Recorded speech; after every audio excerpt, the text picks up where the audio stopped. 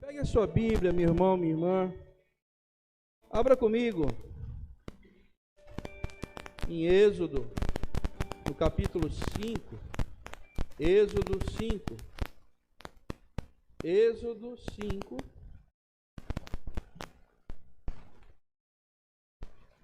A partir do verso 1, eu quero ler alguns versículos contigo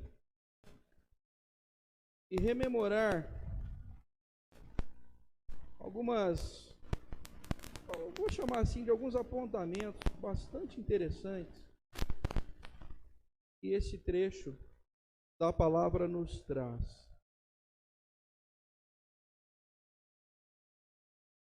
Êxodo 5, verso 1. O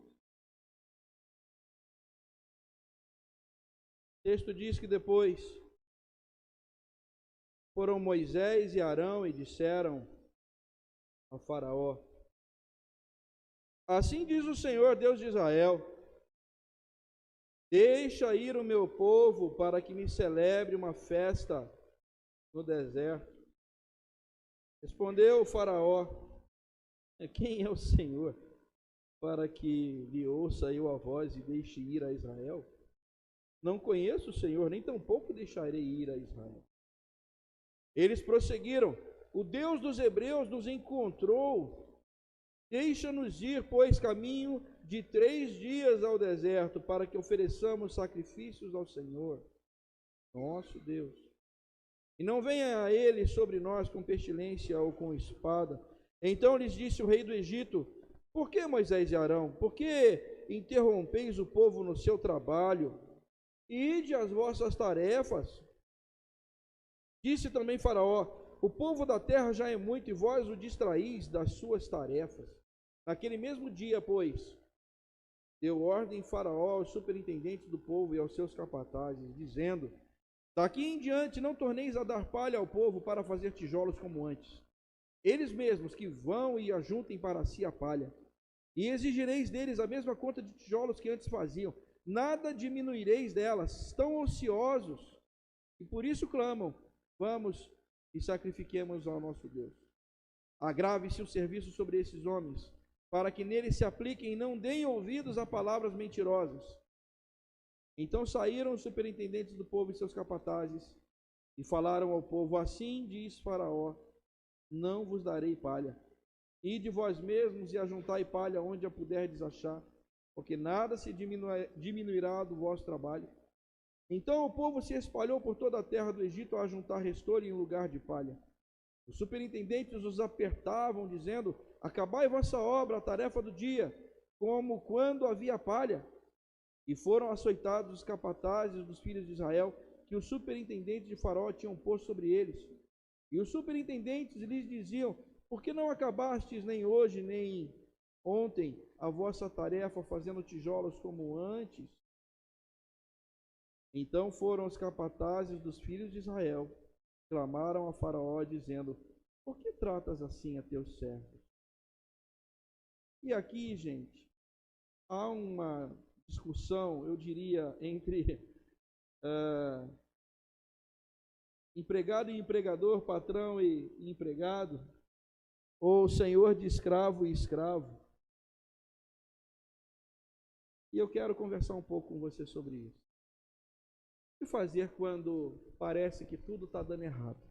Vamos orar. Senta, assentado mesmo como você está, feche seus olhos. Pai, nós queremos te agradecer pela tua ministração. E nós queremos sim, Senhor, que a tua palavra ela nos ilumine, para que compreendamos quais são os teus propósitos, os teus desígnios para nós.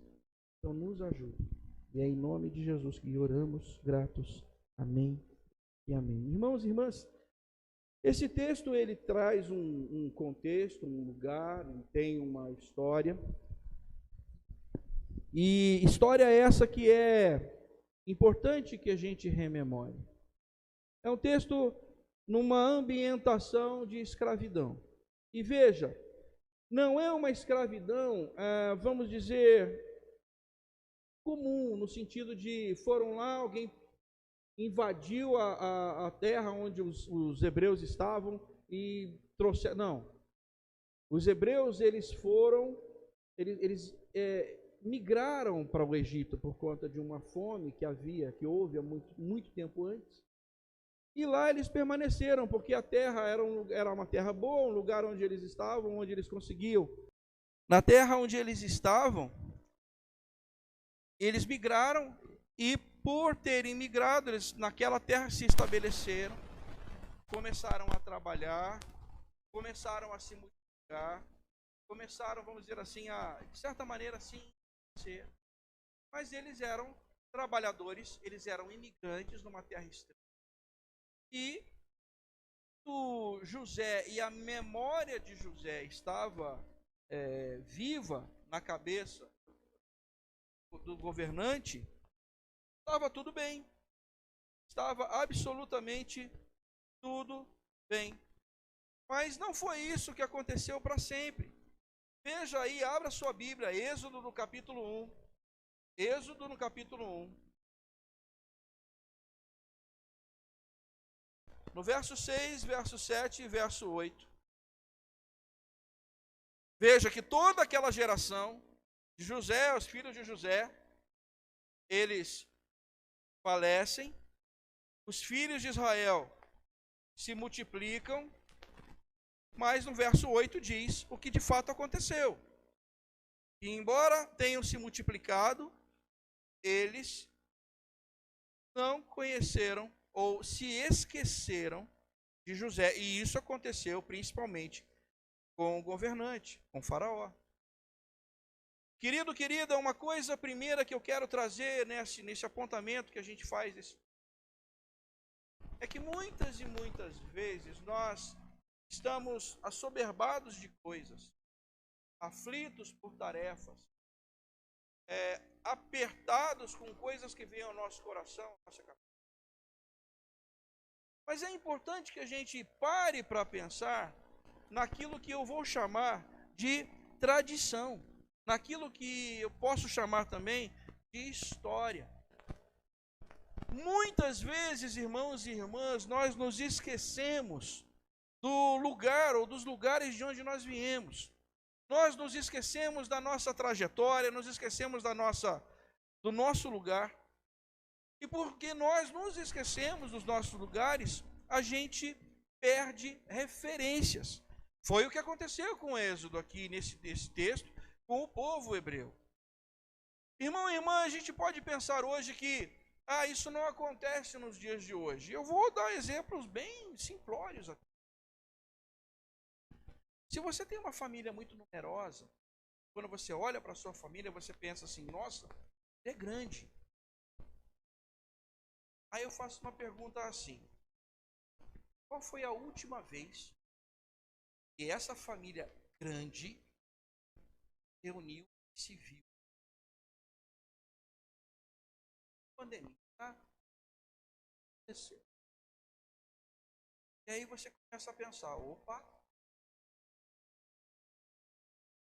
o que acontece hoje com o seu filho, sua filha,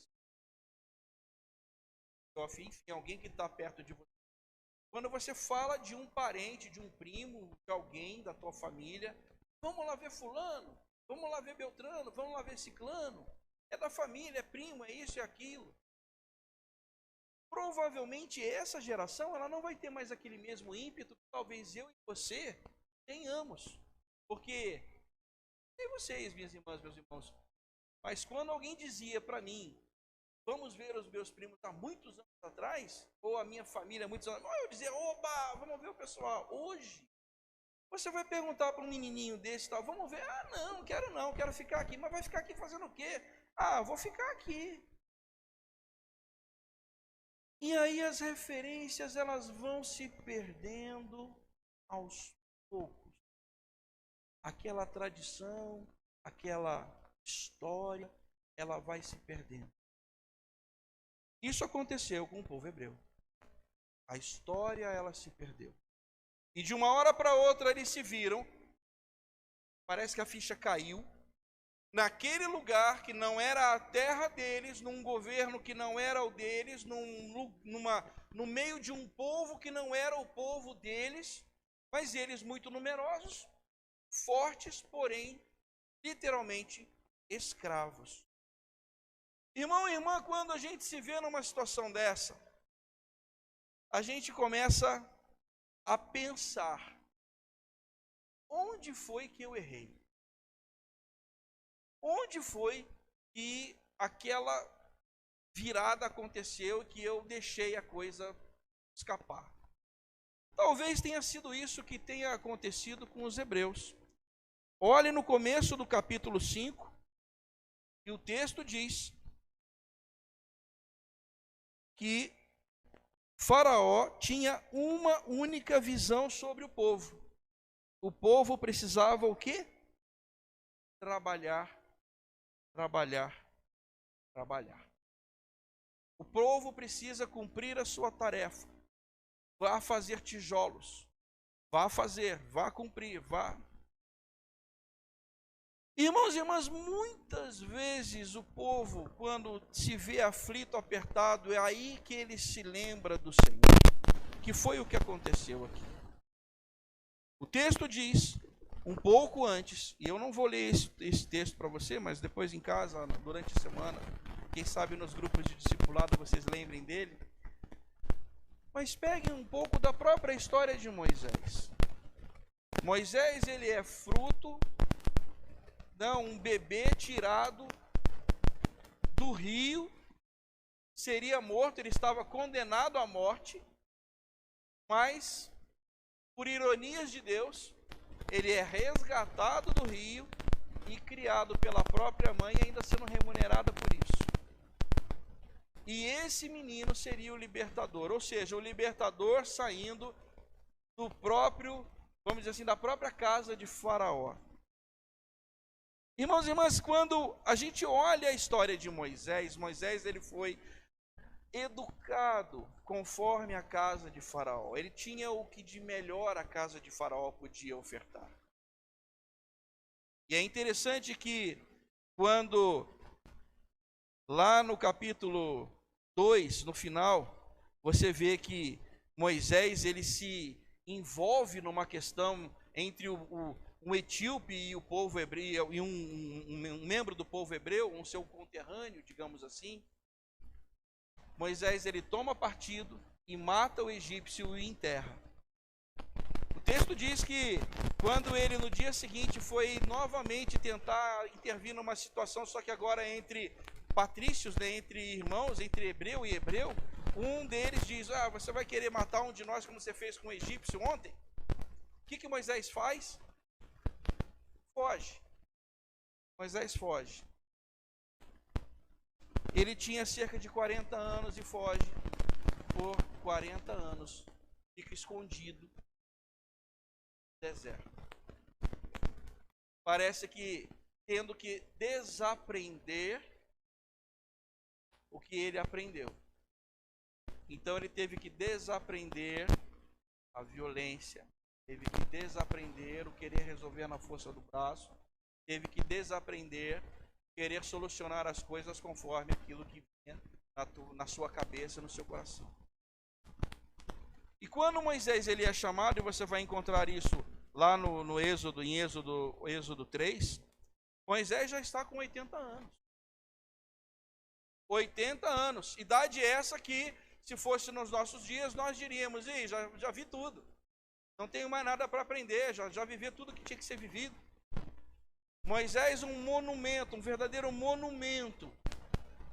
Ele tem um encontro com Deus aos 80 anos.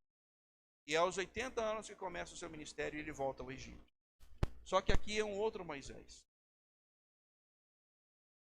E é esse Moisés que vai propor algo para que esse povo que lá está fazendo tijolo perceba. Ele propõe caminho de 3 dias no deserto para adorar ao Senhor. Pare para pensar comigo. Eles estavam apertados, aflitos, fazendo tijolos. Tinham as suas tarefas. O Faraó não queria liberá-los. Falar de parar para adorar o Senhor parece uma loucura, não é verdade? Feche esse argumento nesse momento e se transporte agora para 2022. Deve falar 1900 e alguma coisa. Olha só como eu estou velho, gente. 2022. Quantas vezes, querido, querida, quando nós pensamos em parar, a primeira coisa que fala, não posso parar. Tem um monte de coisa para fazer. Tem que fazer isso, tem que fazer aquilo, tem que fazer aquilo outro, tem que fazer aquilo outro, tem que fazer aquilo outro. As tarefas, não sei o que. E o que é muito curioso é que nós, muitas vezes, nós mesmos nos auto-impingimos tarefas que não nos são cobradas. Mas nós colocamos esse fardo dentro da nossa cabeça, do nosso coração, e nós dizemos que nós temos que fazer, quando, na maioria das vezes, isso talvez não seja necessário. E o que o texto nos diz é que o que Moisés e Arão propõem, nem mesmo os hebreus eles entendem. Por quê? Quando ele propõe isso para Faraó, o que Faraó diz? Não, estou querendo adorar, então vocês estão ansiosos. Volta a carga, aumenta a carga de trabalho. Querido, querida, uma coisa que eu preciso te dizer quando a gente olha para esse texto. A carga de trabalho, ela corresponde a uma opressão de Faraó sobre a vida do povo.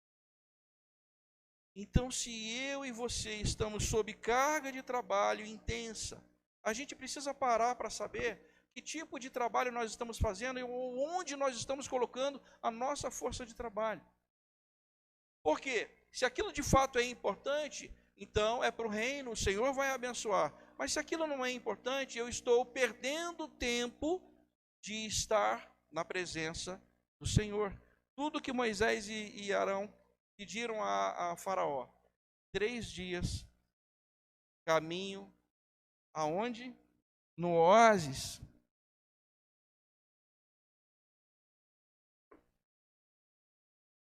Deserto é um lugar agradável?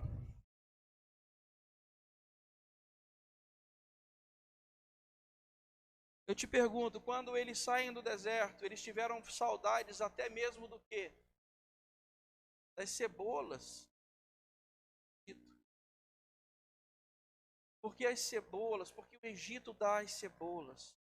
O Egito dá, vamos dizer assim, a segurança da rotina. E a rotina, ela nos dá essa segurança. Enquanto que estar na presença do Senhor é viver a expectativa do maná tem que chegar todo dia. Porque se não chegar, como diria a juventude, vai dar ruim. Irmãos e irmãs, olhem para o texto. E aqui eu quero te lembrar que no versículo 22, de novo Moisés se questiona, pergunta para Deus: Senhor, por que me enviaste? Olha aqui, estou afligindo. É muito interessante que os meninos cantaram 3 canções aqui falando sobre verdade ou libertação. Sabiam que eu ia pregar. Quer dizer, sabiam porque eu falei o texto agora quando eu cheguei. Mas eles ensaiaram mais cedo.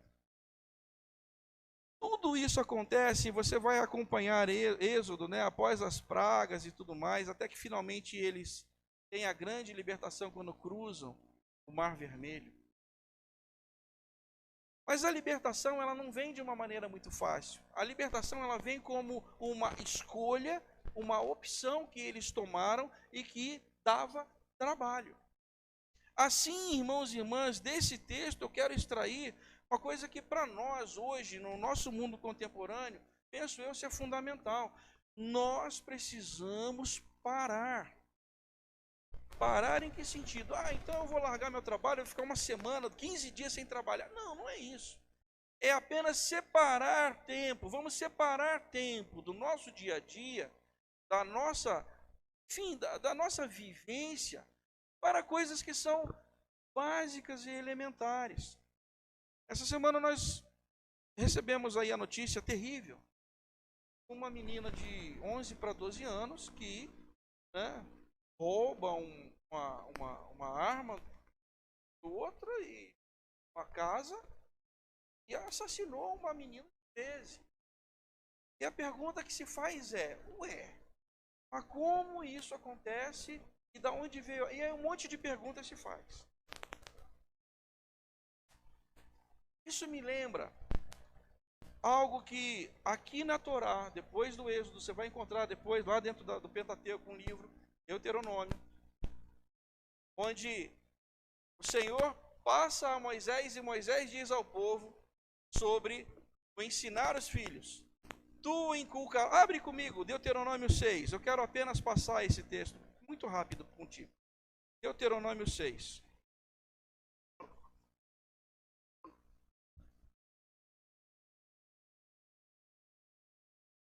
Deuteronômio 6, 6. Deuteronômio 6, 6. Estas palavras que hoje te ordeno estarão no teu coração, de pai e de mãe, de responsável, em ensinar aqueles que estão sob a tua responsabilidade. Verso 7, tu as inculcarás a teus filhos e delas falarás, assentado em tua casa, andando pelo caminho, ao deitar-te, ao levantar-te. As atarás como sinal na tua mão e te serão por frontal entre os teus olhos. E as escreverás nos umbrais de tua casa e nas tuas portas. E no final ele diz, guarda-te, verso 12, para que não esqueças o Senhor que te tirou da terra do Egito, da casa da servidão. Qual é a ordenança de Moisés ao povo? E aqui eu estou falando do mesmo Moisés de Êxodo 5. Precisamos ensinar as pessoas, ou aqueles que estão sob a nossa responsabilidade, os caminhos do Senhor. Em que sentido? Não terceirizar aquilo que eu e você precisamos fazer. Mas por que nós não fazemos? Porque nós não temos tempo. Ou porque nós achamos que temos muitas tarefas, ou porque nós não queremos nos envolver com isso. E aí o que se faz? Hoje é muito comum, muitos terceirizam a educação das crianças, entregando-as para isso aqui. TikTok, Instagram, Facebook e tantas outras mídias. Aí quando acontece uma tragédia como essa, que nós ouvimos nessa semana, nós nos perguntamos, mas como isso é possível? Claro que é possível. Você sabe por onde teu menino anda no TikTok, no Facebook, no Instagram? Você sabe? Você sabe que tipo de mídia, você sabe que tipo de influência, você sabe que tipo de valores eles estão recebendo todos os dias. E não é por minutos não, gente. É por horas. Horas a fio. Existe um aplicativo que trava celulares para crianças e adolescentes. E nesse aplicativo você coloca horário para isso aqui, desligar, e horário para você poder ligar. E entre outras coisas você pode colocar quanto tempo ele vai ficar ligado. Se, por exemplo, você disser que isso aqui vai ficar ligado na mão da tua criança durante 5 horas, 5 horas por dia, 5 horas por dia, você acha que ela vai fazer o que durante 5 horas por dia? O que você acha? Vai ficar lendo Bíblia? Vai ficar assistindo documentário do National Geographic? Vai ficar vendo história infantil?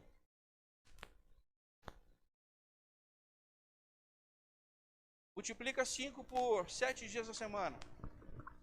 35 horas. Multiplica por 4 semanas. 140 horas. Multiplica por 12. Aí me ajudem, gente, matemáticos. Vou abrir aqui minha calculadora.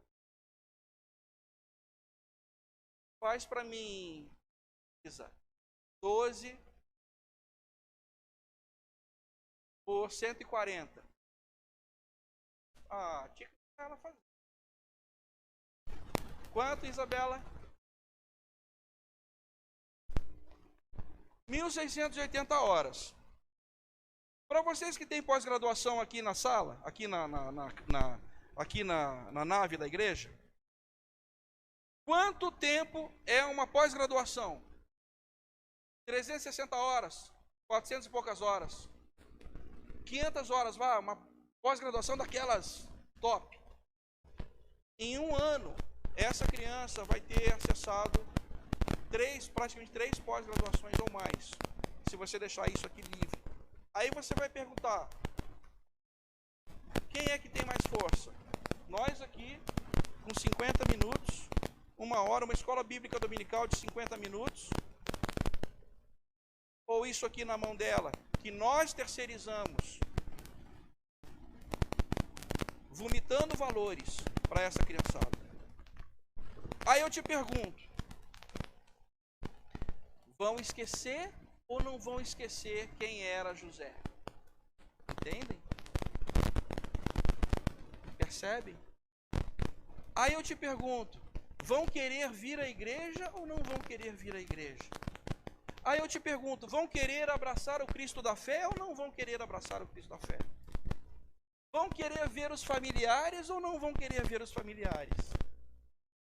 Então, gente, quando eu olho um texto como esse, vendo que o povo estava assim, apertado pelas tarefas, mas eles não tinham tempo para o Senhor. E quando finalmente eles têm a liberdade, o resto da história a gente já sabe. Então, quando eu olho um texto como esse, que me vem como apontamento, é que eu e você precisamos ser como aquele povo que se alegra quando encontra a dracma perdida. Eu não vou abrir a parábola, mas todos conhecem. Que diz a parábola? Que uma dracma se perde dentro da onde? Na rua? Dentro da onde? Dentro de casa. O que era uma dracma?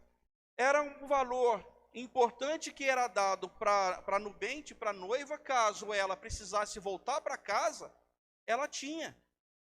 Então ela guardava aquilo consigo com muita importância, porque aquilo dependia da sua vida, caso ela precisasse voltar para casa, caso o marido a abandonasse. E ela perde a dracma. Aonde? Dentro de casa. Ela perde valor dentro da própria casa. Eu fico pensando, irmãos e irmãs, que nós temos as nossas pequenas dracmas, valores maravilhosos dentro das nossas casas. Nossos filhos, filhas, sobrinhos, sobrinhas, afilhados, enfim, todo esse povo, seja ele de que idade for, porque às vezes um novo convertido é como uma pequena dracma, uma criança que precisa ser cuidada. E muitas vezes nós simplesmente as perdemos lá fora, dentro de casa. Porque dentro das nossas casas, muitas vezes, é cada um em um quarto, cada um no seu celular ou cada um em sua televisão, cada um no seu mundo. Na hora da refeição é cada um com seu prato, na hora sua, no seu lugar. Estão apenas reunidos no mesmo teto, numa mesma rua, no mesmo endereço. E aí quando eles crescem e querem simplesmente ir embora, nós nos perguntamos, por quê? Irmãos e irmãs, é muito bonito. E aí eu falo para vocês sorrindo. Eu conheço a maioria de vocês. E é gostoso estar em comunidade. Porque isso é uma palavra, minhas irmãs, meus irmãos, também me dói. Me dói. Me dói porque eu também tenho os meus. Mas muitas vezes eu me entristeço, porque a impressão que eu mesmo tenho é que nós, como igreja, eu não chamo apenas igreja metodista, mas eu chamo igreja no sentido geral. A igreja tem perdido os seus menores, os seus pequenos, tem perdido os seus, porque simplesmente está terceirizando a educação deles, porque nós não queremos ter trabalho.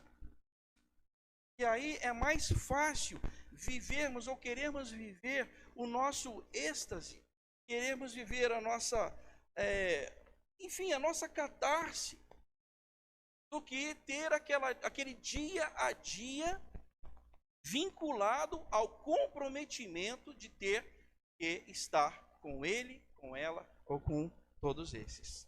Mas olha, volte comigo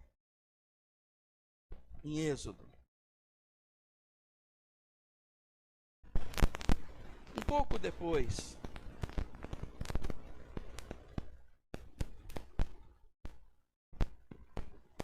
Êxodo 6.